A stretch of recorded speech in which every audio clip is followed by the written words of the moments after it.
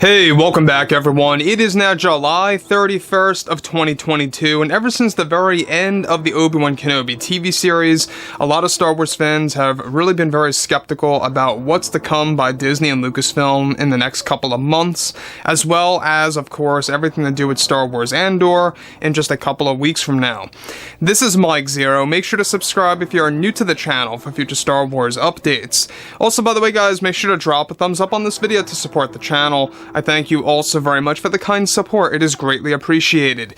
Now, one thing about the Disney Star Wars universe is that there's a lot of things happening between George, Jon, and Dave Filoni to really establish all of the upcoming Star Wars Legends material to become officially canon under the Disney Star Wars universe. Now, obviously, a lot of things are happening between that, of course, big plan by Disney executives, as well as what Jon and Dave are currently doing with Mando Season 3 and 4, as well as the Ahsoka Tano series. Now, moving on from all of this, alright, what's even all the more exciting has a lot to do with what's been going on with the upcoming lore changes to, of course, the Prequel Trilogy, and exactly what that means for Jon Favreau and what he's really planning for many of the established characters like Palpatine and a whole lot more to actually add more to the story. Now, one thing about Favreau that we do know about is that he has said this before in the past, that he really does respect Star Wars Legends and he respects the original vision by George Lucas, and that's exactly what he wants to, pretty much accomplish in this upcoming Star Wars canon that's going to be shifted around quite a bit toward the Prequel Trilogy, and we'll explain in just a second. Now, on top of all of this, what's even all the more exciting is that, of course, at no big surprise here, with both Disney and Lucasfilm now focused on their new Star Wars announcements that will drop at this year's D23 and Disney Plus Day, creators Jon Favreau and Dave Filoni have been getting ready to begin work on The Mandalorian Season 4. However, it's noted that recently Favreau and Filoni are now moving forward with doing something incredible for the Star Wars universe with a new project that is currently in development that is going to actually serve as a live-action version of Tales of the Jedi, essentially an anthology series that will feature 12 different stories about multiple characters in different eras in the Star Wars universe, one of which is set to feature young Palpatine and Darth Plagueis, holding a dedicated episode in this live-action version of essentially what is going to be Tales of the Jedi. The series is described to be codenamed Circle of the Wills, that will essentially be stories told and narrated by the wills of what they have examined and witnessed across the entire Star Wars galaxy. The wills, by the way, are godlike beings. This is described to have been, of course, one of George Lucas's original ideas of what his version of the sequel trilogy could have been, before he totally disregarded the idea. Now, this anthology series is set to explore the very moment Palpatine destroys Darth Plagueis in his sleep in the upcoming Star Wars show that they are planning to begin filming sometime in 2024. Jon and Dave are actively looking for a very talented actor and a tall actor to play Plagueis in the upcoming anthology series. Lucasfilm's plan is to essentially also use this show as a way to test the waters of what the fans want to see in the upcoming Star Wars franchise. Storyboards have already been completed for the show, dedicated to Palpatine and Plagueis, which involves a full-fledged scene of Palpatine igniting a red saber and striking Plagueis on a large bed that, of course, looks something very much like out of medieval times. Now, let me just pause here, because in case you guys are unaware about what in the world an anthology series basically is, it's essentially a whole bunch of episodes where each episode is dedicated to its own story focused on specific characters. For a great example here, the upcoming show Tales of the Jedi is going to have an episode dedicated to Dooku, it's going to have an episode dedicated to Ahsoka, and so on and so forth. The same goes as follows for this live-action version of that, that's currently dubbed as Circle of the Wills. Now, obviously, everything related to George Lucas's vision seems to be coming back to life. This, in case you guys did not know, was one of George's visions, and I mean one of George's visions for what was going to be used at least at some point in the sequel trilogy movies before Disney took over.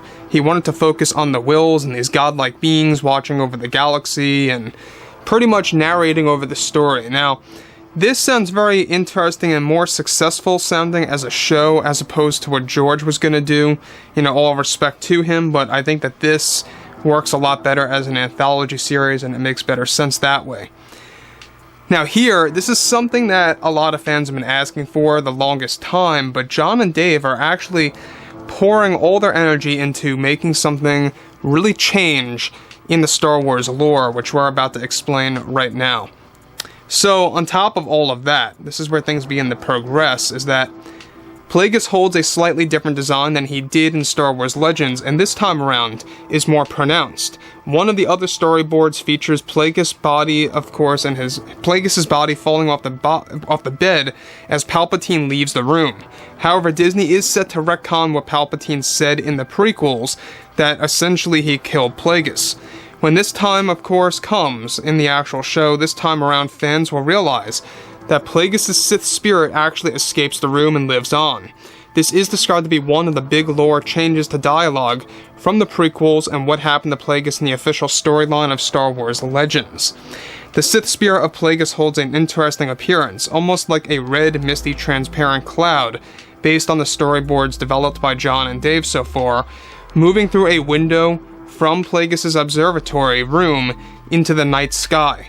Now, the spirit of Plagueis is going to be a big focus in the upcoming Star Wars canon, and will serve as a big retcon for the sequels as well, as Jon and Dave are making it that Plagueis is a part of Palpatine during the events of Episode 9. This is set to just be one of the many lore changes in Star Wars, and you guys may recall, if you guys watch Episode 9, Palpatine does say that all the Sith are within me. I guess that now includes Plagueis as well. Very interesting lore change there that Jon and Dave are aiming for. The fact that Plagueis never technically really died and lived on, and very well could have actually consumed this other character, Tor Valum, that we talked about. I don't know if you guys knew about this, but there is a new Sith Lord that's going to be coming into the canon, known as Tor Valum, that actually kind of instructs Palpatine what to do with Anakin. To me, I don't know about you guys, it's very likely that they could be shifting things around, that maybe Plagueis' Sith spirit enters Tor Valum and becomes a new vessel to actually talk to Palpatine and instruct him. But I digress. This new show, Circle of the Wills, we're going to be learning more about it at Star Wars Celebration in Europe. That's going to take place in 2023. Keep your eyes open for that. That's going to be a big deal. It's probably going to be one of the most successful Star Wars shows in the next couple of years. And I think that a lot of fans need to really support Jon and Dave's work on what's to come with Mando 3 and 4 and Ahsoka, to kind of give them quite a bit of encouragement to actually just keep moving forward with their work. The thing about this that I think a lot of fans are also going to really enjoy is that it's going to actually have a good retention, alright, good audience, attention span, if you will, because each episode is its own story, it's its own thing. So you don't really have to follow a whole entire season, really. You could just tune in, watch one episode, and tune out if you really wanted to. If you didn't want to get lost, you could skip a couple of episodes and go back to those later.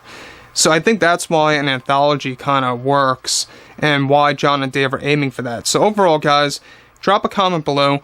Let me know what you guys have to say about this below in the comments, and if you guys did enjoy the content for today, make sure to drop a thumbs up on this video to support the channel. I thank you all so very much for the kind support, and I'll catch you guys next time.